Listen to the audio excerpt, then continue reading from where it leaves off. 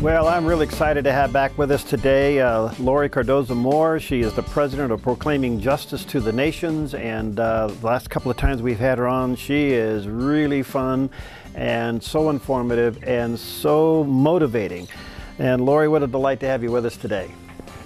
Oh, it's fabulous to be back here again, and I'm so excited to hear. I was listening in on the show before you cut to break, and I'm so excited about your passion about how critically important we really are as the United States of America are sitting at the crossroads, and we're being weighed in the balance. And unfortunately, it's because a lot of Christians don't understand and don't understand the historical foundation to which this country, our government, was laid. And so I just encourage you all and your listeners to pray, because it is critical. I was just listening to before we came on the air, I was listening to the radio, and they're announcing that job numbers are down. My sister's calling me. She's panicking. She says, and I said, Yeah. We've got to have faith that God has everything under control. You know, God will sometimes intervene, but if we study the scriptures, God uses individuals to bring about his purpose. So really, we definitely, by faith, are going to have to take action and pray about the outcome, about what's happening. Well, it's an incredible time, and I think, Laurie, to get to the heart of what you're so passionate about, I'm having a hard time. I've been involved in politics a lot. I was chairman of our party. I got a son that's a state senator and all of that, but I have never, ever seen America, and granted, it's this administration, so let me be clear about that. This administration sitting in the White House turn its back on Israel, won't meet with Prime Minister Netanyahu, won't recognize Jerusalem as the capital. I mean, this is historic, and the Christian community cannot allow this to go forward anymore. No, this president, unfortunately, is more interested in his celebrity status.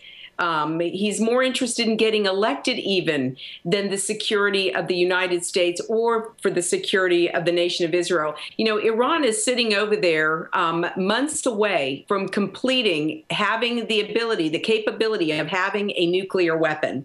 And Bibi Netanyahu, a couple of weeks ago, pleaded with the American people and went over, and there's never been an Israeli leader who has done this. He went over the heads of the administration, even Congress, and he spoke right to the people, and he said, Americans, you must elect a president that is going to draw a red line with Iran.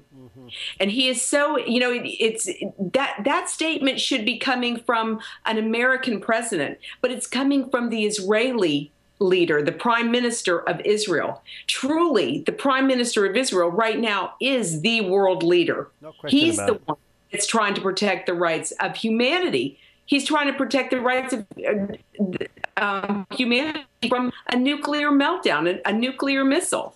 And instead, we have a president that's wanting to appear on The View, go meet with David Letterman. I just don't quite understand that. The whole world is collapsing, and he's more interested in being on TV. Tell us about PJTN's new documentary coming up.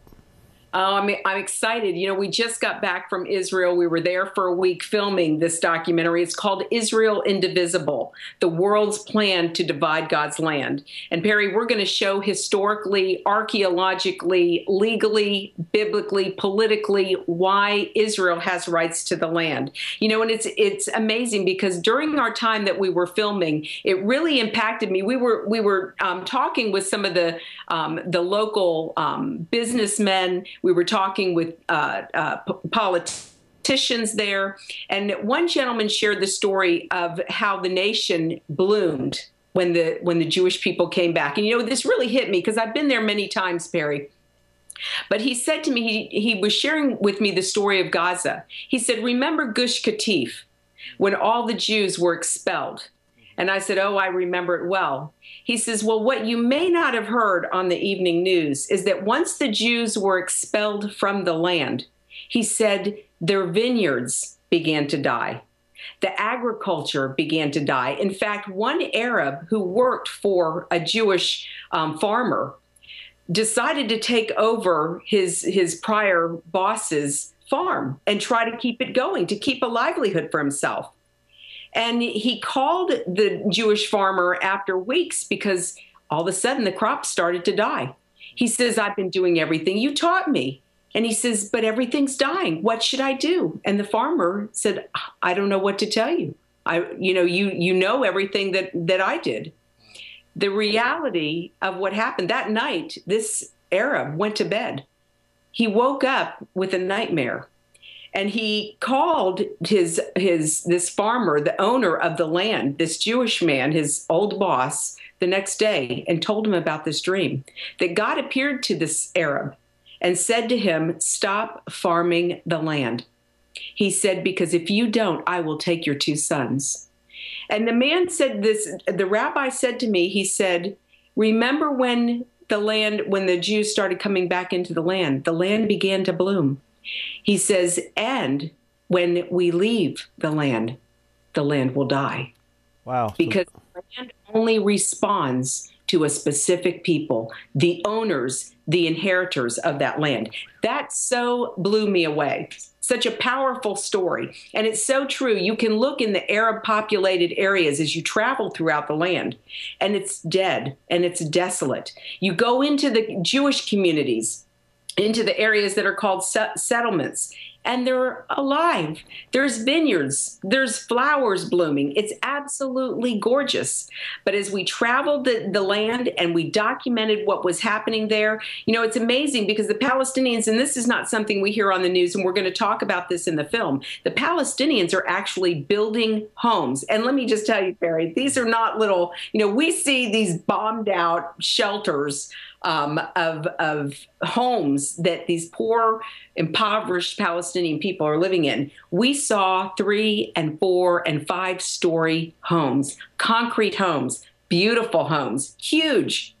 And they're building them on land that belongs to the Jewish people. But the Israeli government is not holding these Arabs, these Palestinians, to the same standards that the settlers are being held to. Wow. So they're inch by inch these buildings, and slowly you can look over. There's one mountain in Jerusalem. You can look over the landscape and look into the valley, and you can see how the Arabs are taking the land one building at a time. Well, Laurie, before we run out of time, when is this documentary coming out? When will it be available, and how can people get to see it? We are going to be showcasing it at the National Religious Broadcasters Convention in March, and it'll have its global release at that time. So 6 more months, just give us a little time. Well, about 5 months now. It's fast upon us. But I encourage your viewers, your listeners, to go to pjtn.org, register to get our newsletters and our media and action alerts, because you're right, Perry, we've got to stay on top of this. We've got to let our elected officials hear from us, and we've got to talk to our pastors about what's going on. No question about it. Let me ask you this. Any feeling from your perspective, Laurie, what a Romney administration would look like relative to a relationship with Benjamin Netanyahu and the State of Israel? Let me just tell you, Bibi and Romney are friends. They've been friends for a long time. Romney also recently stated back in September on his last trip to Israel, stated that Jerusalem was the capital of Israel. So when Romney gets elected, what we need to do is we need to be pushing when that vote comes up to move our embassy, the U.S. Embassy, to Jerusalem from Tel Aviv. We need to encourage Romney to do so. Obama refuses to do it. In fact, there's a struggle now going on, because you'll notice in some of the statements that Abbas is making is that he's now saying that the Temple Mount doesn't belong to the Jewish people, that they have no heritage there. And I can tell you, as we were there filming, we went 30 feet underground and we filmed the cornerstone of the southwestern wall of the Temple Mount, the Temple Mount that Solomon built. And I can assure you, Perry, there is a foundation there. It was built by Solomon. It was not built by the Arabs.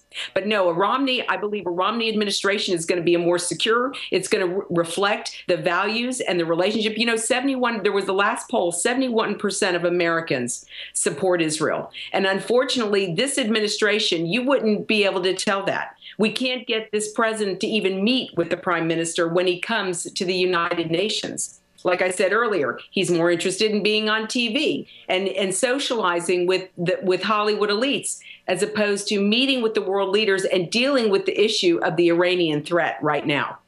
Before I run out of time, people that want to correspond with you and get more information about PJTN?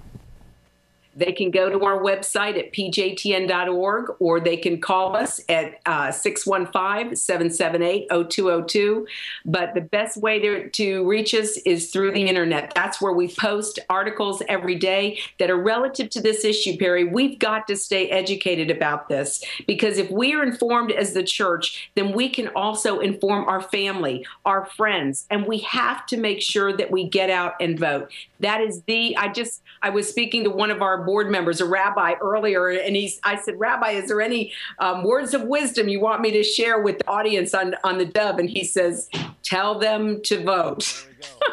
Okay, now, Netanyahu drew the red line and the whole world saw it. Where do you think the red line is in his mind? Well, as he stated at the United Nations, Iran is 70% there. And it's not far. They're not far from obtaining a nuclear weapon. I do not believe the Prime Minister of Israel is going to wait on this administration. Whether Obama gets elected or not, Bibi knows that the security of the nation of Israel is what is critically important. And if he has to go it alone, without this administration's support, with the support of the American people, mind you, we're going to have to really put pressure on the government to make sure, God forbid that we have this administration if we have to go to a war with Iran. That's all I can say. Laurie, thank you so much. You're a delight. We'll have you back quite often. And again, let me just encourage our viewers and listeners, check out the website. And Laurie, I can't wait till the documentary's out. We'll see you at the NRB, and I'll be hopefully in the front row. Perry, we're looking forward to seeing you too. God bless you. Thank you.